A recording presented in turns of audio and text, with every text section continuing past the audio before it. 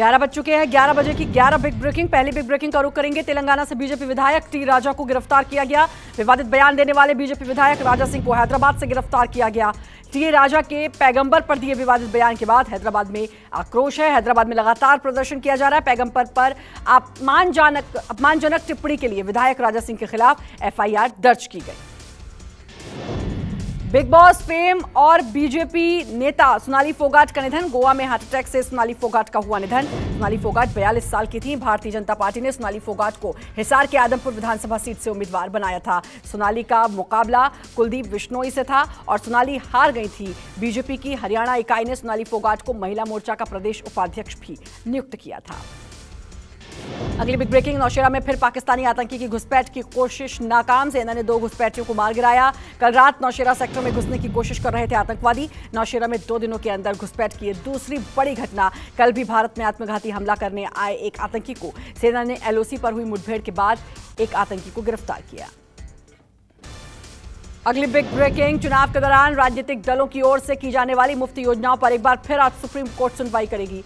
इससे पहले हुई सुनवाई के दौरान सुप्रीम कोर्ट ने मुफ्त योजनाओं के मुद्दे पर सुनवाई करते हुए कहा था कि यह परिभाषित करना होगा कि फ्री भी क्या है, साथ ही जनता के पैसे को कैसे खर्च किया जाए, इसका हम परीक्षण करेंगे। अगली बिग ब्रेकिंग। कांग्रेस ने भारत जोड़ो यात्रा पर मंथन करने के लिए आज पार्टी मुख्यालय में वरिष्ठ नेताओं की एक बैठक बुलाई है। कांग्रेस नेता राहुल गांधी के नेतृत्व में 7 सितंबर को कन्याकुमारी से भारत जोड़ो यात्रा की शुरुआत करने की योजना बना रही है और 148 दिवसीय मार्च का समापन कश्मीर में कांग्रेस करेगी। कांग्रेस अध्यक्षा सोनिया गांधी ने मई में उदयपुर में पार्टी के चिंतन शिविर के दौरान इस यात्रा की घोषणा की थी। अगली बिग ब्रेकिंग। राजस्थान के सीएम अशोक गहलोत ने कहा है कि राहुल गांधी को देश भर के कांग्रेसियों की भावनाओं को समझना चाहिए और पार्टी अध्यक्ष का पद स्वीकार कर लेना चाहिए। पार्टी में एक तरफा राय राहुल गांधी के कांग्रेस अध्यक्ष बनने के समर्थन में है। इसके साथ ही गहलोत ने कहा कि राहुल गांधी पार्टी के अध्यक्ष नहीं बनते हैं तो इससे कांग्रेस निराश होगी। अगली बिग ब्रेकिंग। आबकारी नीति पर दिल्ली के उपराज्यपाल वीके सक्सेना के एक्शन के बाद एक्शन में है। अब गृह मंत्रालय भी एक्शन के मोड में आ गया है। आबकारी आयुक्त अरवा गोपी कृष्णा और उपायुक्त आनंद तिवारी को निलंबित कर दिया गया है। एलजी वीके सक्सेना की ओर से दिल्ली आबकारी नीति के निर्माण और लागू करने में कथित घोटाले की रिश्वतखोरी के आरोपों की सीबीआई जांच की सिफारिश की थी। अगली बिग ब्रेकिंग। केजरीवाल और डिप्टी सीएम मनीष सिसोदिया का आज गुजरात दौरे का दूसरा दिन। आज वो भावनगर में आयोजित एक कार्यक्रम में शामिल होंगे जहां वो गुजरात वासियों को शिक्षा और स्वास्थ्य की गारंटी दे सकते हैं। कल दिल्ली के सीएम अरविंद केजरीवाल ने अपने गुजरात दौरे के दौरान पीएम बनने को लेकर बड़ा बयान दिया था। उन्होंने कहा कि मैं पीएम बनने के लिए यहां नहीं आया हूं।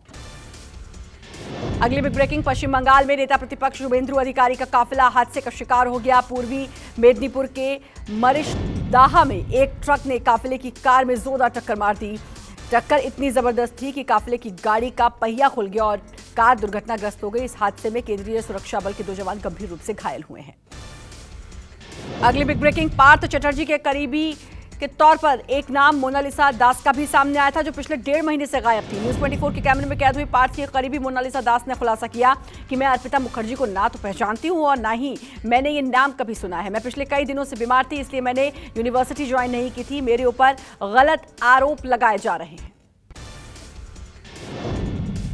दरिया दुगुन की हत्या पर एफएसबी ने बड़ा दावा करते हुए यूक्रेन की खुफिया एजेंसी एसबीयू पर हत्या का आरोप लगाया। एफएसबी का दावा है कि एसबीयू एजेंट नतालिया ने कार में विस्फोटक लगाए थे। नतालिया यूक्रेन की नागरिक हैं, यूक्रेन स्पेशल सर्विस के एजेंट हैं। नतालिया शरणार्थी बनकर 23 जुलाई को रूस पहुंची थी और दारिया दुगिन की हत्या के बाद एस्टोनिया भाग गई। घटना वाले दिन 21 अगस्त को नतालिया और उसकी बेटी उसी प्रोग्राम में मौजूद थी जिसमें दारिया और उसके पिता पहुंचे थे।